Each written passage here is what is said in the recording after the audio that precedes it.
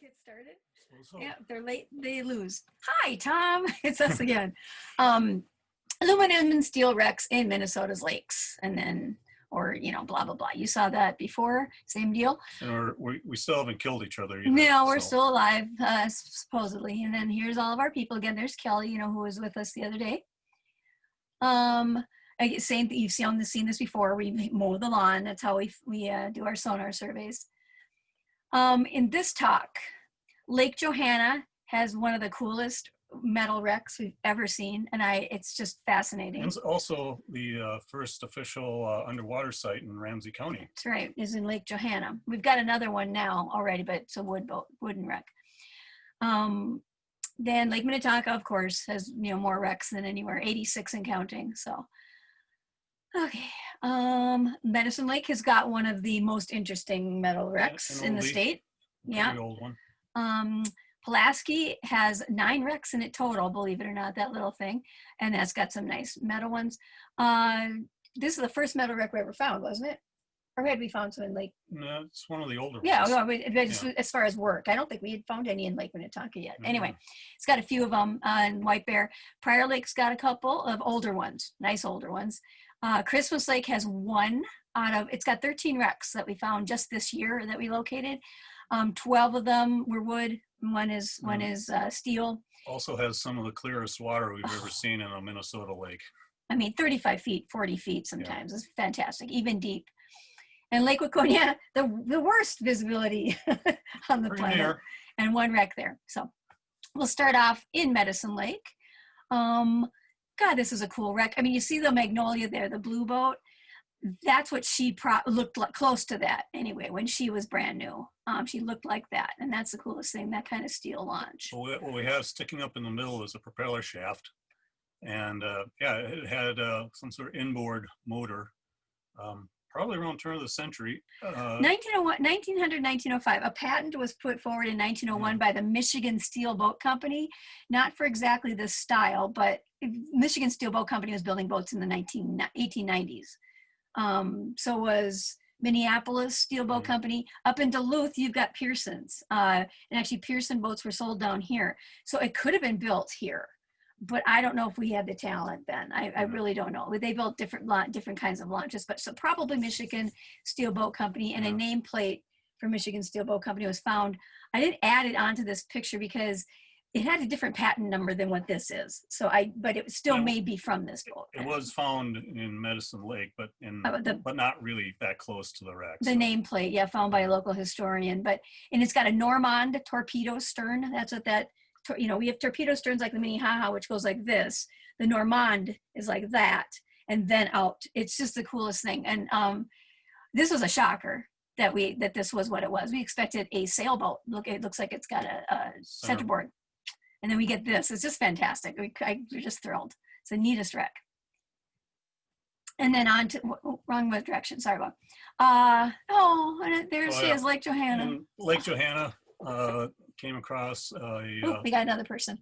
Hi, Dave. Can you hear us? Have to click. He should be he can type. We could make him a panelist. I can make him a panelist. Okay, sorry. Yeah. Well, Dave, hi. Our mouse doesn't move great when we're doing this. So we just started what we've looked at so far. I'm going to back up really quickly. This one's probably. We showed what lakes we're talking, where we got stuff, where we've got information from, where we found wrecks. And this is the first wreck that we showed, the steel launch wreck in Medicine Lake. Fantastic.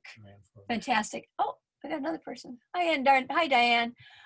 We already had started. We'll just back up a little bit. That's Chris, I'm Ann, and this is the first wreck we were looking at. We just did slides of the different lakes that we're going to be talking about that have aluminum and steel boats. This one's from Medicine Lake. Fantastic design. It was a surprise for us. We thought it was going to be a centerboard sailboat when we dove on it. From the sonar, you can see. But just a fantastic metal boat. We think Michigan Steel Boat Company, but could have been built locally at the Minneapolis Steel Boat Company or Pearson's up in Duluth. But, who knows? We don't know. It's probably the oldest steel hull boat we found. Yeah, so far. And probably in the state, one of them in the state, actually. Yeah. Corrugated steel wreck, we had mentioned to our pal Tom, who came in first. This is one of the neatest wrecks we've ever found. It's small and just the coolest thing. Corrugated metal. Yeah. Go figure.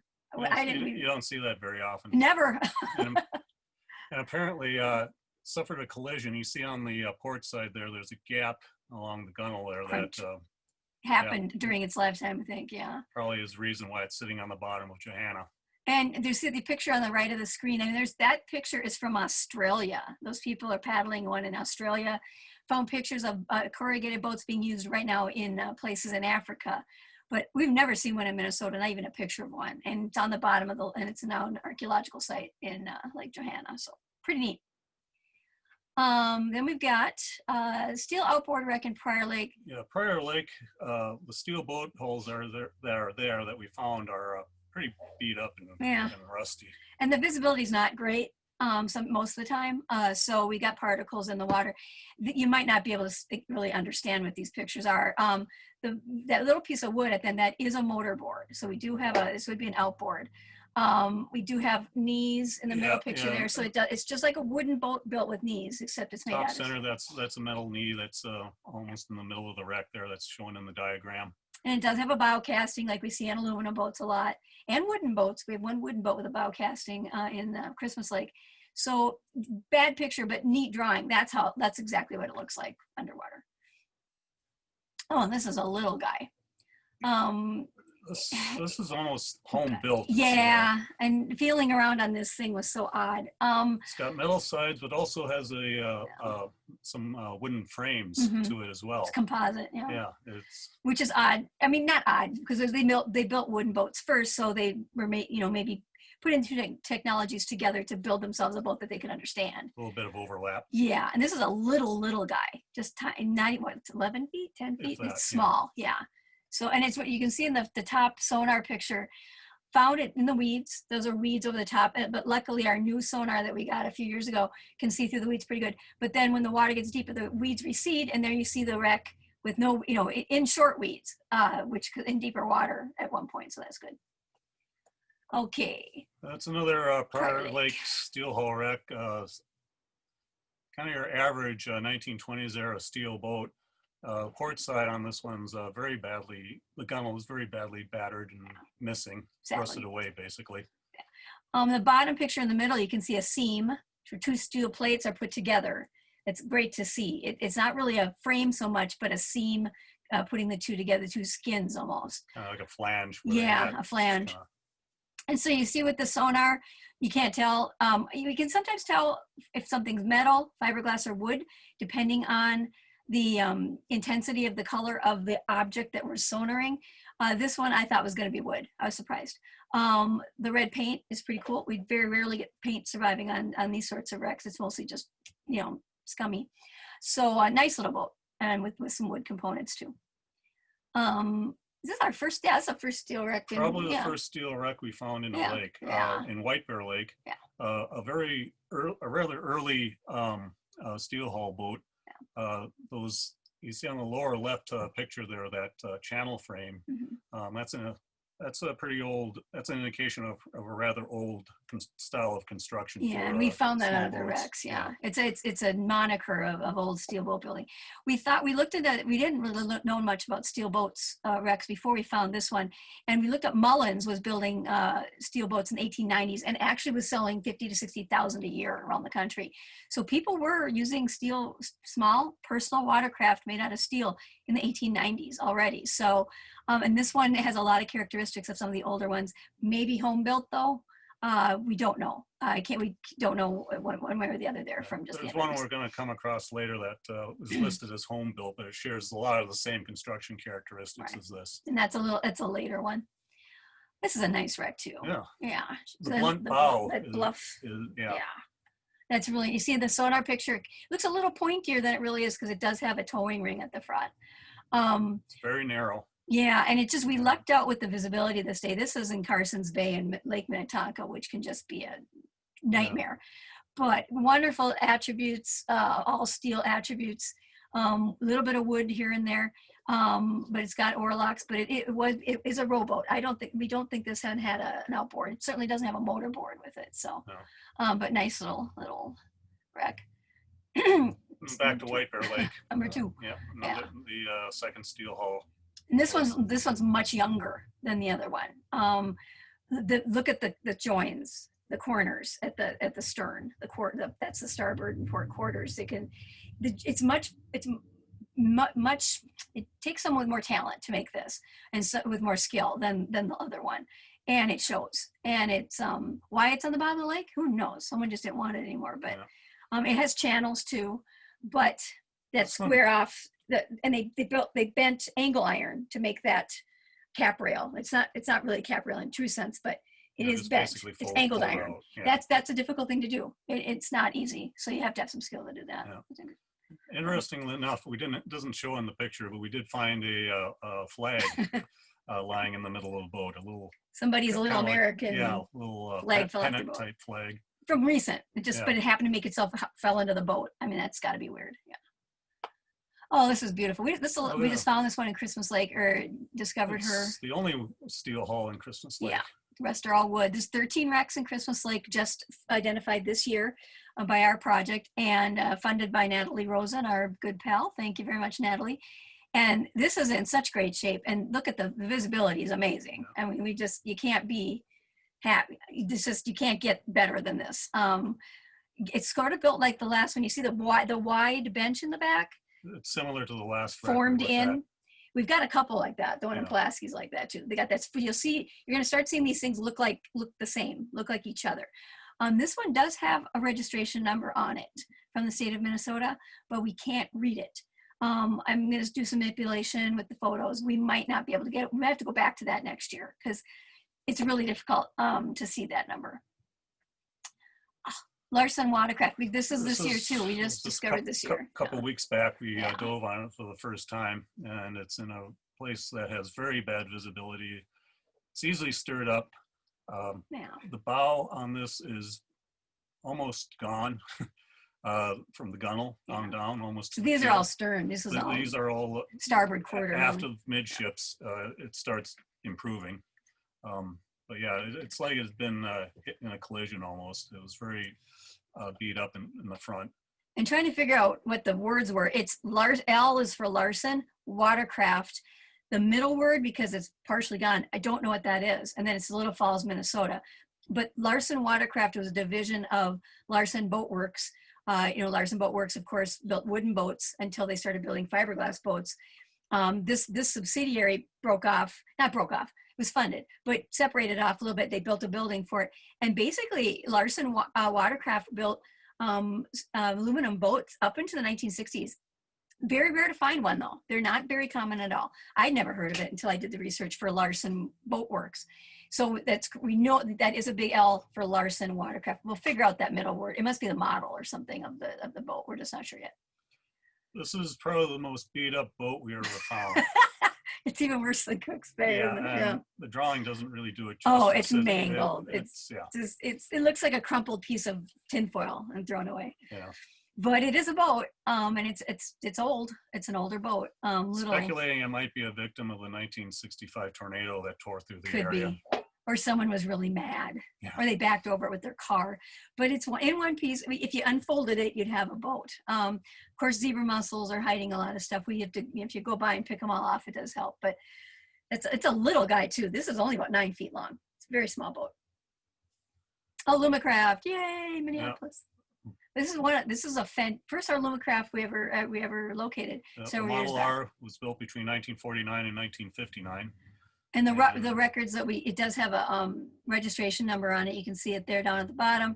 And you can contact Alumacraft. They will tell you as much as they can about a boat. It's great. At the stern, there's a knee right about where the motorboard would be. Yeah. And there is supposed to be a number stamped in that knee. Unfortunately, in this one, it's buried. And then you can't see it. The one time we tried to uncover it, we just kicked up the silt. And we couldn't see a thing. So. But at least then I also have my contacts at the DNR, and I send them through email different registration numbers. Now, a lot of information is private and confidential, but they can tell us the basic stats. What model, make, model, hopefully, Not so much model, I mean make. And then we have to figure out what model it is, size, when it was supposedly built, when it supposedly stopped being registered, but people would switch registration numbers from one boat to the other and they shouldn't do that. They're not supposed to, but it happens. We find that out a lot, but this one, the numbers all add up. Although the one is backwards. They did it backwards on the port side. It's da da da da da, and then the minutes, and then MN. I don't know why they did it. I don't know. Another Alumacraft, the Model A, and it's standing up in the water column. How odd. How odd. This is still has the. You know what? I've got another one. Oh, okay. I thought I had a better slide than this.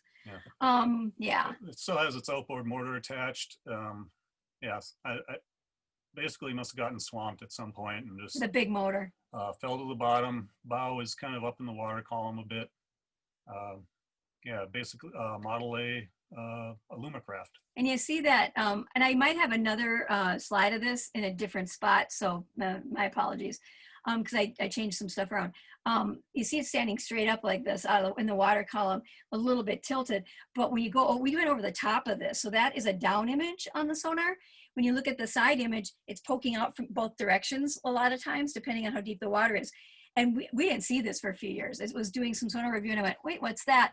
And it's standing straight up. I mean, or almost straight up. And we've got more of these now. We've got several. Well, this is kind of one of our holy grail finds. Especially, we're really excited when we can find the backstories to some of these wrecks. So we found this Model R Alumacraft, center console, motor still attached. So that indicated to us that it wasn't deliberately scuttled. Didn't have a registration number on it, so we knew it sank before 1959.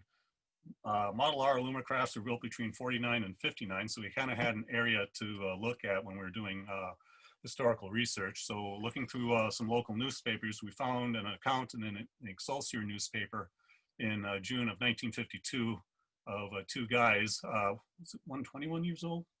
He was 26. Okay. Well, yeah, the driver was 26. He was 14, and yeah. Tony McEwen, the guy in the picture, there was 18. 14. 14. Yeah, he's a kid. Yeah.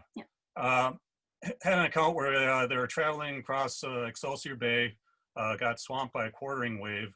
Tony actually drowned for a minute and had to be resuscitated on shore. Yeah. The boat sank and stayed there until we found it. And it's still there, of course. Yeah. And I found the newspaper, found the Tony McEwen online.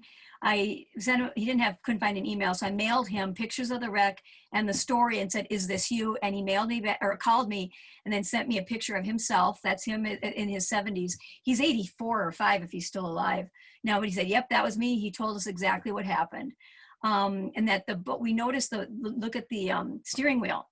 That looks like an aviation steering wheel, and it is. The man that owned the boat, who just died in 2009, he actually was a pilot too. So he put an aviation steering wheel on his Alumacraft.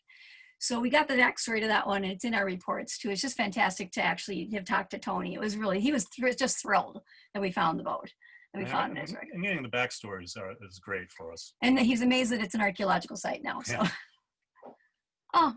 This is almost my favorite. One of my favorites, if not the favorite of mine. Oh, dugout. Yeah, it's a correct craft. Go figure. Thing is, correct craft supposedly never built metal-hulled boats. Except with a Navy contract. Yeah. And here's one that has correct craft stepping pads on it.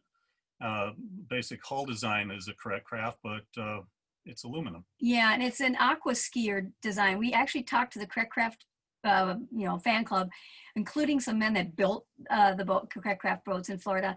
And they said, they had Navy contracts. You'll see on the bottom left, that blue boat, or green boat, that is aluminum. And they built some other larger aluminum boats for the Navy in the 1950s during the Korean War.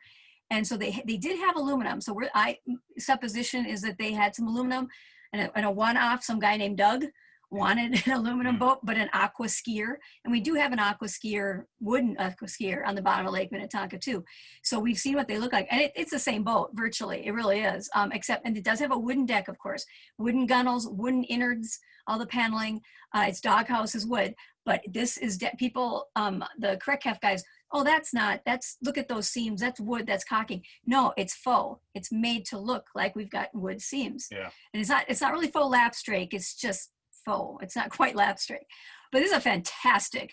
Notice the on the dashboard, it's got some skull and crossbones. Yeah, and in the lower right-hand picture, next to the doghouse that's flipped up, you can see the 2 water ski handles that are floating in the water column there. So water skiers that got swamped, we don't know. We don't know why this happened, and it does have also, it's if you look behind the doghouse where it's being propped up, it does have its light mast still up. Yeah. Were they boating in the dark and hit somebody or something? Don't know. But it's one of my favorites, Dugout. And if anyone knows who Dugout is, we'd love to know. Or Doug Ott. Maybe. It is not Doug Ott. This is a guy, we have fights about this all the time. Yeah. This is a guy I think who his name's Doug and he liked baseball. So Dugout. I think it's a play on his last name. Yep, so we don't know. Okay. Pontoons. Massive pontoons. We got pontoons. The thing about pontoons that we've been almost all but 2 of the pontoons that we found so far have landed upside down. I guess it's heavier. The pontoons are heavier. Or one pontoon filled before the other. And yeah, it filled with water. And yeah. This is a big one. This is a big boat, and it's in Little Lake Pulaski. It's this big, and it's sitting. You can the big picture on the bottom. That is actually its plywood deck, and since it's flipped over, the wood's on top, and the pontoons are above that. And then it had if you see those pretty ladies waving at us, that kind of gated deck. Cab. Very plain. It almost looked like a workboat to me. Probably wasn't, but that's just me.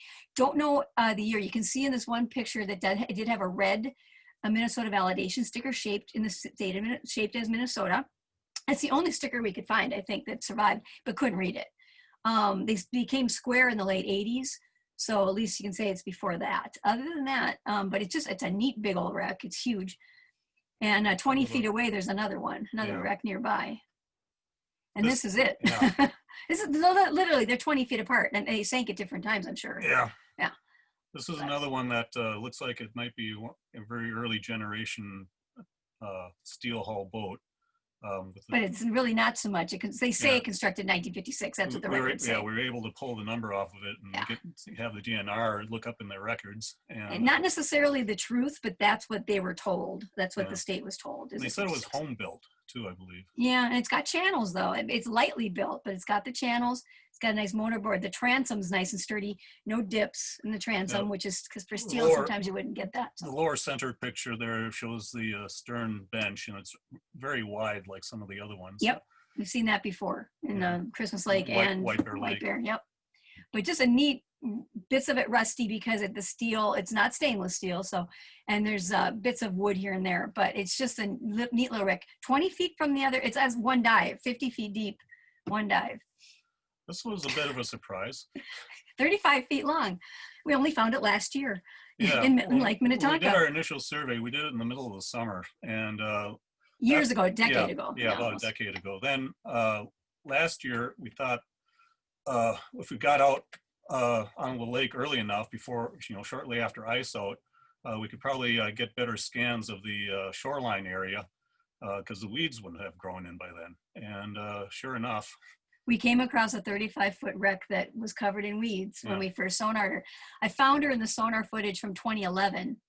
As just an outline, I never would have picked out if we hadn't rescanned her. And it's 35 feet long, and we scanned, totally missed her. It's amazing. So what more is out there in this? Well, we've been doing the shallows and finding small wreck after small wreck after small wreck. Sorry, just noticed Tom had a question. That's there. Is the steering wheel on the right-hand side? Oh, on this one, the steering wheel? No clue. This one? I don't know. It could have been earlier. Oh, I'm sorry. If not centered, is the steering wheel on the right-hand side? I'm sorry, Tom. I don't know which wreck you're talking about. If you could tell us what wreck.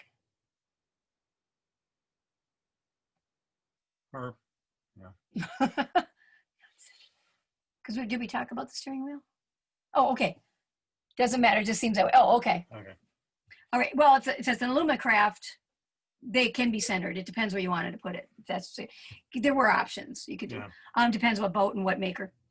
Anyway, for this one, it has a pedestal that fell over. It looks like a workboat. Really, it's heavy. It's 3 pontoons. I mean, that's heavy, heavy, heavy. This does not look like something that's for recreation at all. Could not find any registration information. We did notice some carpeting on it. So well, carpeted, a lot of carpeting, blue paint, really bright blue splattered paint, awful stuff.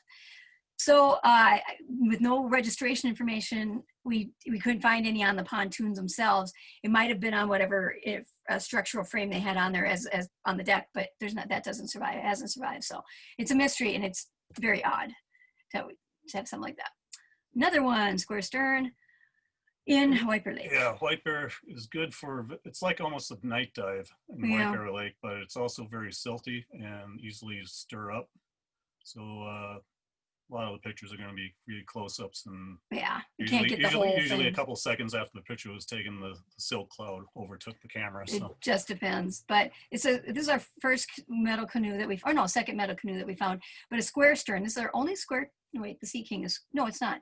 This is the only square stern canoe we found so far, and it's a bowl. It's just, you see this down, it's a little splash rail almost that keeps it flat. It helps with the splash. Then it's got a slightly rounded bottom, flatly rounded, very a gentler chine, not very sharp. And it looks like a big tub. We get a big tubby stuff thing. Oh, and the Starcraft. And back to Lake Pulaski. Yeah. This is a tornado refugee here. 1997, July 1st, there was a tornado, a big bunch of tornadoes that were zipping around Wright County, and they had 85-mile-an-hour winds.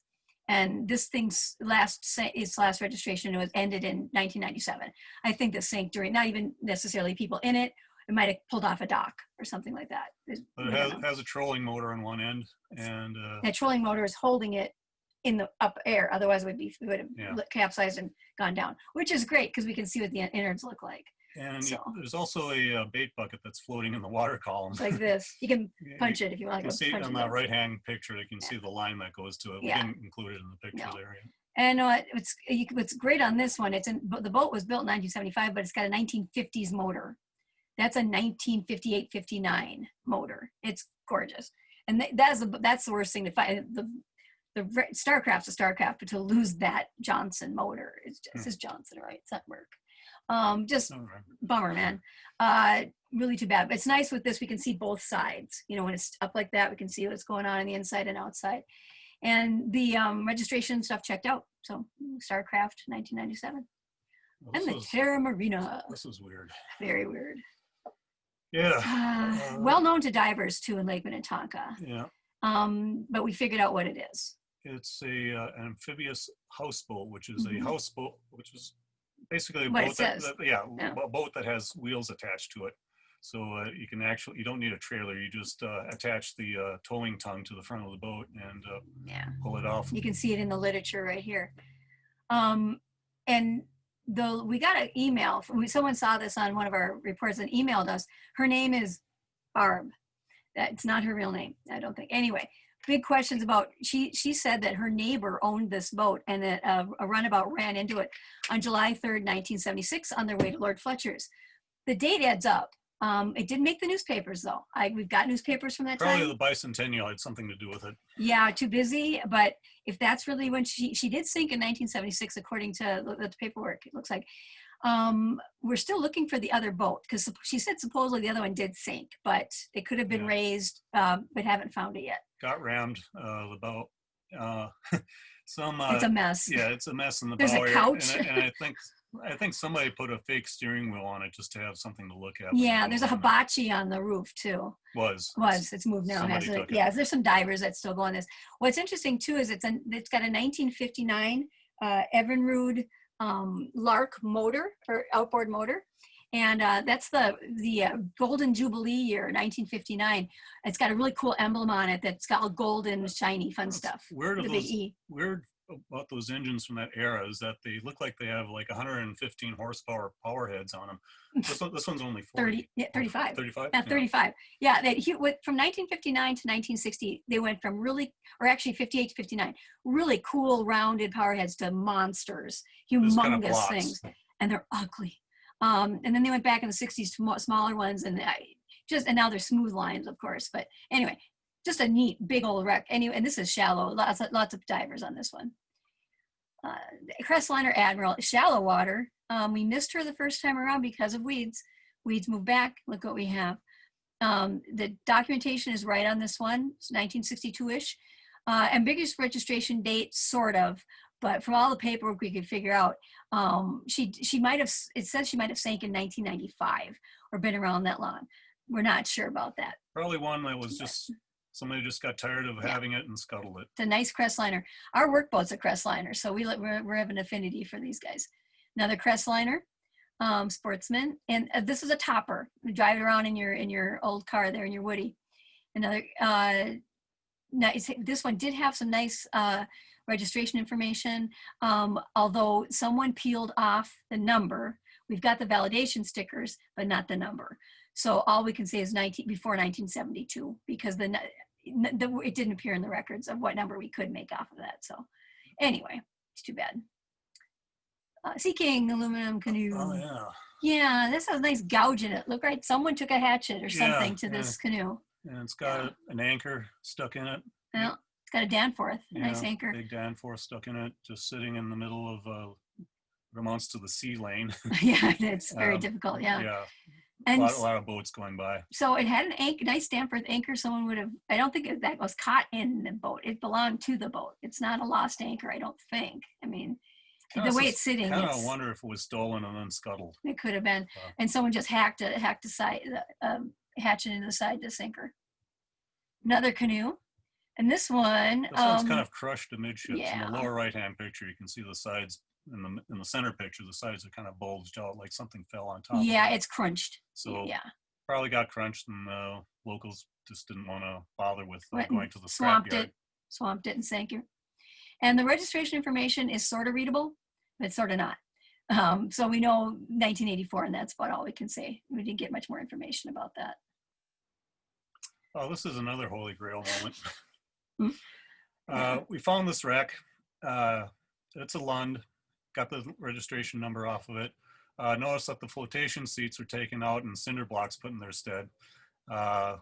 So later on, we're doing some historical research in MNHS, and Ann finds a newspaper article about 3 boats that disappeared, and the number that they listed of one of them matched ours. Yeah, I read it and went, holy cow! It sounded familiar, and I called it up on my laptop, and there it was. So this was stolen property. So we reported it to the sheriff, like we should. And the sheriff, even though this happened 1977, but it's still stolen property. So we gave him the name of the person in the article, and they contacted that person, and that person got their insurance payout. So, and anyway, it wouldn't belong to him anymore. Anyway, it's been on the bottom long enough that it belongs to the state of Minnesota, not to him. So. And since he got an insurance payout, the insurance company would have owned the boat. But after a certain amount of time, it reverts to the state. So there you go. And so it's stolen, and the motor was taken off, and some really expensive fishing gear was taken off. And then they scuttled the hull because it didn't mean anything to them, whoever stole it. Didn't go very far. Went from Tonka Bay to St. Albans Bay. So. Oh, geez. Oh, Nickums. The big bathtub is what it looks like when on the sonar. But it's and I don't know how to spell Excelsior. You didn't catch it either. Yeah. Sorry, Excelsior, not Excelsior. The thing, this is made by the Nickum Dredging Company, which is not owned by Nickum anymore, but that's over in Gideon Bay. They were coming back from a project in the early 80s. The guy had several barges in tow, and we got to his home base in Gideon Bay. You noticed one of them was missing. Oops. And some big waves that day. Yeah. And it was a rainstorm. Yeah, kind of had to go through and all that. So they tried to find it. Older man Nickum. It was his son-in-law who lost the barge. He was not happy.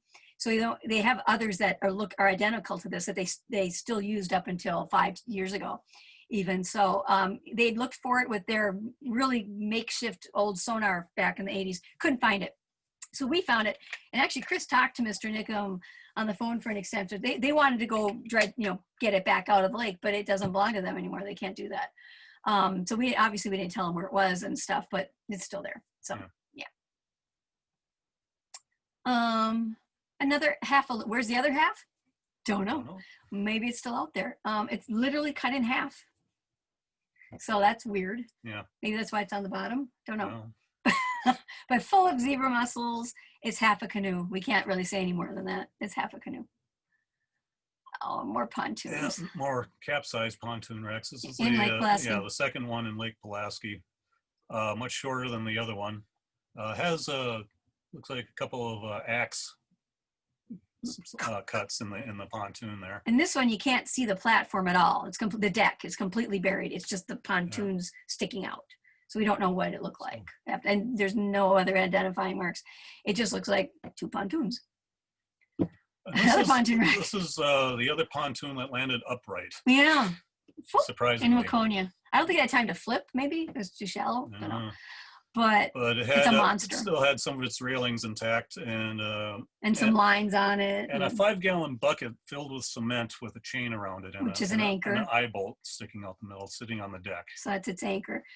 Don't know. It was full of paint. It had paint all over it. Now, sometimes in Waconia, you'll see a boat that's being sacrificed to the birds. I mean, there's bird poop and stuff all over it, or paint. There's some derelicts at anchor. Yeah, one. And it's at the end of a dock. So this might have been the one before that. We don't know.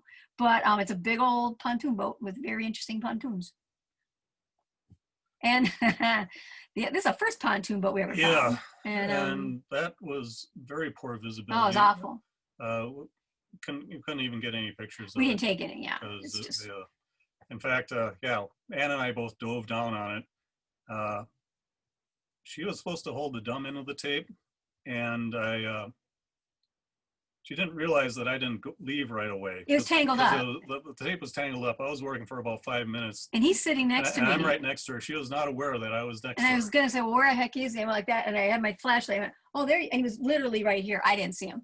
So that's how bad it is. It's sometimes clearer, but at that point it wasn't. So we can't really say much about it except that it's a pontoon that flipped over. It's upside down.